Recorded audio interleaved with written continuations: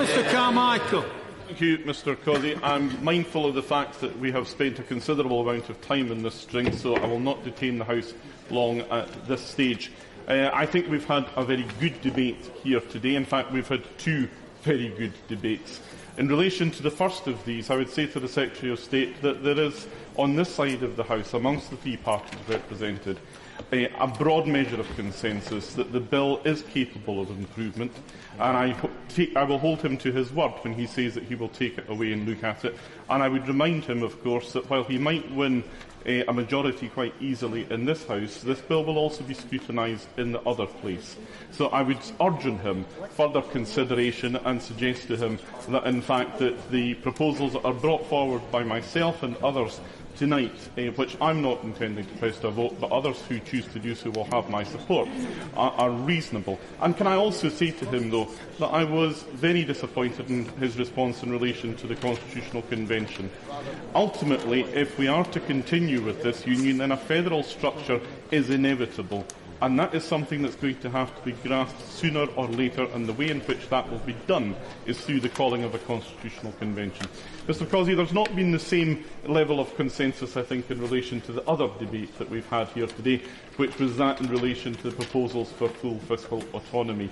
I don't think it's been a particularly good debate. It has been characterised perhaps more by the heat that it has generated rather than the light. Like the honourable gentleman from Edinburgh East, I very much favour the idea of evidence-based policy. And to those on the SNP front bench, I would say that I'm not without sympathy for them when they say that they can do things differently in the context of extra powers that would be given to them. But simply to assert that it can all be done by generating extra economic growth is not good enough. When the cuts or when the deficit is of the scale that has been outlined by the honourable gentleman from Edinburgh South, it is incumbent on those wanting us to go down this road to say exactly what it would mean, what sort of reductions of public expenditure would be necessary, what increases in taxation would be necessary, or what the new level of borrowing would be and how that would fit within a new fiscal framework. Essentially for me, though, I feel that what is brought forward from the SNP tonight is something that does not sufficiently respect what the people of Scotland voted for last year. What the people of Scotland voted for was a continuation of a union, a family of nations, where at different times, I'm just winding up, at different times where we all put in and take out in different measures in different ways, where we have a single market offering a single system of regulation, a single system of business taxation. That's what my constituents voted for, both at this election and the referendum last year.